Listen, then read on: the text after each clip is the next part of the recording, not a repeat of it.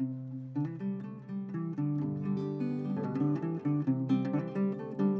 want you to think of a child in your life. This might be a neighbor's child, it might be a grandchild, a daughter, a son. It might be a little cousin or niece or nephew. And I want you to think of that child for a minute. And I want you to imagine that this child has grown up in Swannanoa. And whatever their age is, add 25 years to their age. They're now going to be adults. And you're going to meet them as an adult. And they have come to visit you. And they want to stay and raise their children here in Swannanoa, in this community, because it's an amazing, thriving community.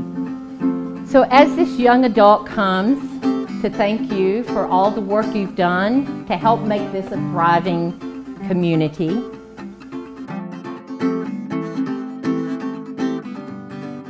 I think that there's this stereotype of these small, southern, unincorporated communities, these old mill towns, of stubbornness and conservatism, and I think there's also a stereotype of poverty. And so it's been really interesting to learn that it's an incredibly mixed income area. So, I mean, just in one neighborhood, you'll see a couple trailers next to a middle income house, next to a mansion. I've also learned that although I think that there's probably people are voting conservatively, people are not stubborn on this issue. I mean, Southerners are, more than anyone, are willing to open up and share their opinions and listen to your opinions.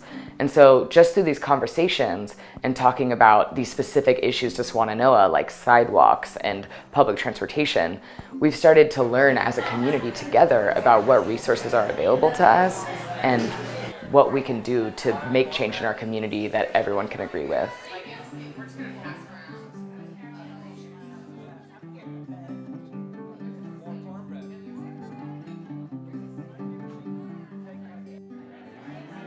As most of y'all know, we've been doing a listening project for over a year now, and we've talked to over 100 different people in Swannanoa, and we've just been taking notes and recording all the positives and all the things that people want to see improve in the community. So what I've been doing this year is just taking in all that information and putting it together and identifying the main concerns. And here they are. This is them. So it might be a little small, so I'll read them. Here are the main things listed by people that we've been going door to door in Swannanoa asking about.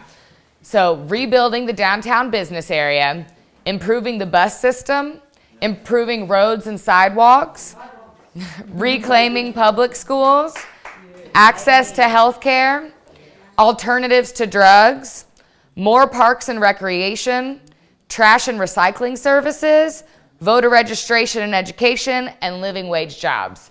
So this is what y'all have been telling us for the past year, and we've just put it all together. So use your 3 stars and pick your top 3 issues that you're most concerned about that we can focus on tonight, and then we'll break in and see what research needs to be done to address these issues, what things are available to us, and who we can start contacting to get some of this stuff done. The intent behind organizing the visioning event was really to begin the process of moving from a listening project to a listening and action project.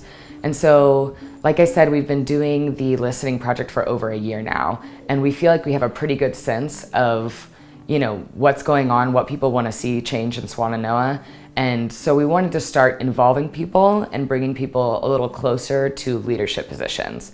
So really, in collaboration with the Warren Wilson course, the social work course, we worked with students to think about how can we do this? What's the best way? And there's lots of thoughts that goes into it. So where's a space that people are willing to go to? And we met in the same place that Welcome Tables held, because that's a place that many of the people I'm familiar with in Swannanoa are familiar with. And we thought about how can we avoid dictating what's said in the event? So we took all of the main concerns that we found in the community through the listening project and had people choose which ones were most important to them at that event, which ones they would be willing to talk about and to organize around.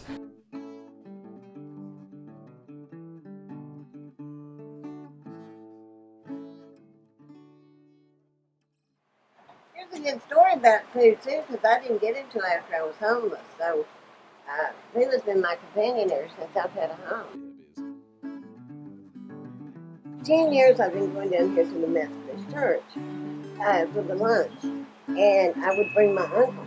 You mean the welcome table? The welcome table, yeah. And I liked Wananoa. You know, we'd pass through, and my uncle would say, "Oh, this used to be," you know, because he would know more about Wananoa than me. Yeah. But he said it sure has developed. You know, that's his words. And mine were that after he passed away, it developed even more. So when I came over here, it was just, I could find these houses that were affordable and yet nice. You know, very, very nice. And I like Wananoa because everything is here unique. Yeah. The thing about safety around here is really going to be a problem. Like I said, the sun was stolen off the porch. You know, I've had it out here 7 years. Yeah. You know, when it was taken off my porch. Why do you think people are breaking and entering so much? Drugs. Drugs. Drugs. So that's really the root of the problem, huh? I think it's drugs and money for drugs, because the night I was wrong, that's what he asked for drugs and money. The most issues with the most stars are the bus system, so access to transportation, improving the roads and sidewalks, and then Beacon Lot and rebuilding downtown were tied. So, and I think those can go together. Yeah. So if we want to maybe break into 3 groups. Okay, who wants to work on sidewalks?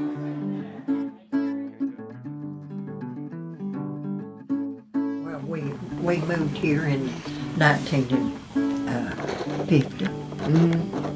Oh wow. So 65 years. All right. And that y'all moved here when you got married? No, we was married about almost a year when we moved here, wasn't we? All right. And y'all met in the factory, right? Yeah. In one of the cafes.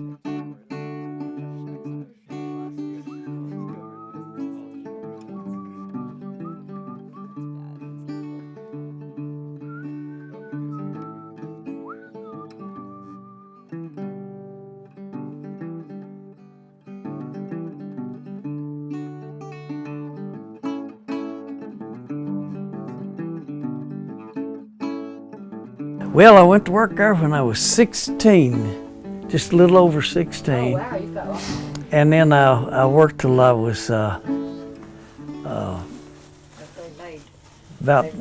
just before I was 18, and went in the Navy in World War II. Spent 3 years in the Navy, and then came back and went back to work. I stayed there till I retired at 65, and then I was out about 6-7 months, and they called me and asked me if I'd come back and work part-time, and I went and worked part-time till they closed the place. So I was there for a long time. Look at this in here, see. This is look at that. Now that was made, Wow. that was whenever I'd been, they gave us that at the Quarter of a Century Club when we had been married, been working there for 50 years. Or 25 years. It's got that same label on it. Yeah. But that was specifically made for the employees.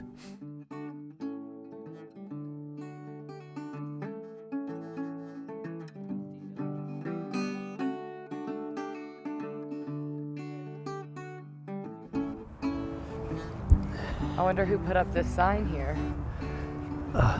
Whoever owns it now, I reckon. I don't even know who owns it now. Somebody bought it and then they was going to do something with it, but they never have.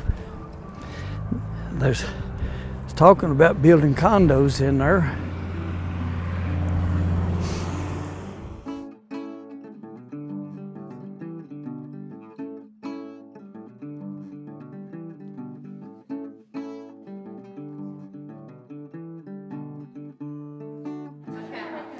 So, I'm going to pass this bag around, and what's in here is acorns. And what I want you to imagine is this acorn is the first seed of our community work, and that it's a seed that's going to grow into a huge tree in the next 25 years or lifetime of this young child that you envisioned. And so I want you to say one word that symbolizes what tonight has meant to you. And I'm going to say hope. Progress. I feel inspired. That's one. Excited. Community. Collaborative.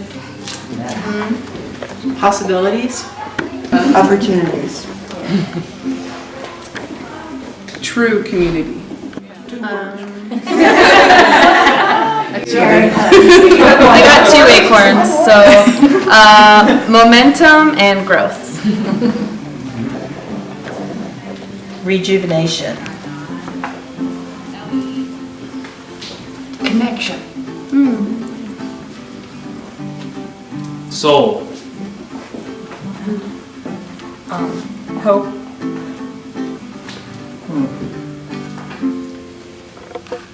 Happiness.